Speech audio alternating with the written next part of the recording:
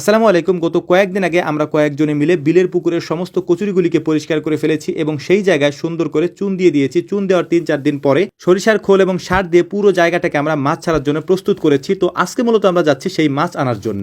সকালবেলা সকালের নাস্তা সেরে আমরা কয়েকজনে মিলে একটা নসিমন নিয়ে যাচ্ছিলাম হচ্ছে ওই জায়গাতে যেখান থেকে আমরা মাছগুলিকে নিয়ে আসবো। যাওয়ার পথে রাস্তায় আমাদের অনেক সমস্যায় পড়তে হয়। এর কারণ হচ্ছে রাস্তাটা নতুন করে তৈরি করা হচ্ছে, যে কারণে আমরা এই রাস্তা দিয়ে যেতে আমাদের অনেক কষ্ট হচ্ছিল। যদি আমাদের আগে থেকে জানা থাকতো যে এই রাস্তার অবস্থা এরকম, তাহলে হয়তো আমরা অন্য রাস্তা দিয়ে আসতাম। তো যাই হোক, আলহামদুলিল্লাহ মোটামুটি আমরা এখানে পৌঁছে গিয়েছি। যেখান থেকে আমরা মাছগুলো নিব, এখানে পৌঁছানোর পর পুকুরে ওনারা নেমে গেলেন মাছগুলিকে ধরার জন্য, আমাদেরকে দেখানোর জন্য মূলত, কারণ আমরা এই মাছগুলি পছন্দ করে দিলে তারপরে ওনারা বড় পরিসরে মাছগুলি ধরে আমাদেরকে দিবেন। জাল টান দেওয়ার পরে যে মাছগুলি উঠলো সেখানে দেখলাম যে বাটা এবং সরপুটি মাছ এখানে বেশি আছে, তবে আমরা অন্য অন্য মাছ উঠবে বলেও আশা করেছিলাম। তো যাই হোক, কি আর করার, আমরা যেহেতু অনেক দূর থেকে এসেছি এই কারণেই মূলত ওনাদেরকে বললাম যে ঠিক আছে, আমাদেরকে তাহলে 1-1.5 মণ মাছ ধরে দেন, আমরা সেটা নিয়ে আমাদের পুকুরে আপাতত ছাড়ার চেষ্টা করবো ইনশাআল্লাহ। প্রথমবার জাল টান দেওয়ার সময় অল্প একটু জায়গায় জাল টান দিয়ে আমাদেরকে ওনারা মাছ ধরে দেখিয়েছেন। এখন যেহেতু আমরা ওনাদেরকে বলেছি যে কিছু মাছ আমরা এখান থেকে নিব, সে কারণে ওনারা পুরো পুকুরে জাল টেনে তারপর সমস্ত মাছগুলিকে ধরে আমাদেরকে দেখাবেন, আমরা সেখান থেকে মাছগুলি নেওয়ার চেষ্টা করব। সেই জন্য আমরা অপেক্ষা করতেছিলাম কখন জাল টানা শেষ হয়। জাল টানা শেষ হওয়ার পর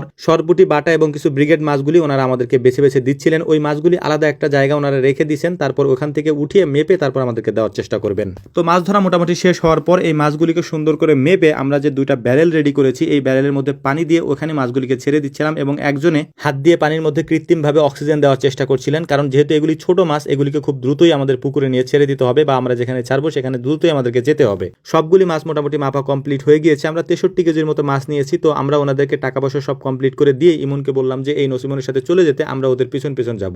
যেহেতু বর্ষার সিজন, প্রতিদিনই প্রায় বৃষ্টি হয়, এ কারণেই আগে থেকেই আমরা একটা প্ল্যান করে আসি যেখানে আমরা বের হই, কারণ আমরা জানি যে বৃষ্টি যে কোনো মুহূর্তে আসতে পারে। তো আমরা কিছু দূর যাওয়ার পরে দেখলাম যে প্রচন্ড পরিমাণে বৃষ্টি শুরু হয়েছে এবং এই বৃষ্টির মধ্যে ভিজে ভিজে তারপর আমাদেরকে এই মাছগুলি নিয়ে যেতে হচ্ছিল। যেহেতু আমাদের জায়গাটা অনেক বড়, তাই আমাদের অল্প কিছু মাছে হবে না। তো আপাতত যেহেতু সব জায়গায় পানি ওঠেনি, যে কারণেই হচ্ছে মূলত আমরা অল্প কিছু মাছ নিয়ে পুকুরের মধ্যে ছেড়ে দিচ্ছিলাম। পরবর্তীতে যখন বৃষ্টির পানিতে পুরো পুকুরটা ভরে যাবে, তখন আমরা বড় পরিসরে মাছটা ছাড়ার চেষ্টা করব। তো আপাতত যেহেতু অল্প কিছু জায়গায় পানি হয়েছে, তো সেখানেই মাছগুলি আমরা ছাড়বো ইনশাআল্লাহ। মাছগুলি আমাদের পুকুর পর্যন্ত নিতে বা বিল পর্যন্ত নিতে আমাদের অনেক কষ্ট করতে হবে, এটা আমরা অনেক আগে থেকেই জানি। এর কারণ হচ্ছে রাস্তাটা তেমন ভালো না, এরপর হচ্ছে বৃষ্টি নেমেছে, বৃষ্টি নামার কারণে রাস্তা আরো খারাপ হয়ে গিয়েছে। তো মাছ আমরা জায়গা মতো নিতে পারিনি, আমরা হচ্ছে রাস্তার উপরে রেখে তারপর একটা পাতিলে করে আমরা বারবার করে এই মাছগুলিকে নিয়ে নিয়ে আমরা ওই জায়গায় ছাড়ার চেষ্টা করছিলাম। আমরা যেহেতু বেশ কয়েকজন এই মাছের প্রজেক্টের সাথে যুক্ত, তাই আমরা সবাই সমান পরিসরে কাজ করার চেষ্টা করছিলাম যাতে দ্রুত করে এই মাছগুলিকে আমরা পানিতে ছাড়তে পারি। এবং যেহেতু বৃষ্টি হচ্ছে, সেহেতু বৃষ্টির সময় মাছ ছাড়াটা উত্তম সময় না, কারণ যখন রোদ হয়, মানে ঝলমলে রোদ থাকে, তখনই মাছ ছাড়ার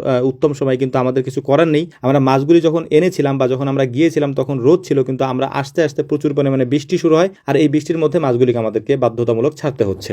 এখানে যে পরিমাণ জায়গা, এই পরিমাণ জায়গাতে যদি পানি হয়ে যায়, অর্থাৎ এই পুরো জায়গাটাতে যদি পানিতে ভরে যায়, তখন অনেক বেশি পরিমাণ মাছ আমাদের দরকার হবে। যেহেতু এখানে পুরো জায়গায় এখনো পানি হয়নি, তাই অল্প কিছু মাছই মূলত আমরা এনে ছেড়ে দিলাম। এর পাশাপাশি আমরা দেখার চেষ্টা করব যে এই মাছগুলির গ্রোথটা কেমন আসে, সেটার উপর ভিত্তি করেই আমরা পরবর্তীতে মাছ ছাড়ার চেষ্টা করব ইনশাআল্লাহ। তো আমাদের জন্য দোয়া করবেন, আল্লাহ তাআলা যেন আমাদের ব্যবসায় বারাকা দান করেন, মাছগুলি যেন সুন্দর করে এখানে বড় হতে পারে। আসসালামু আলাইকুম ওয়া রাহমাতুল্লাহ।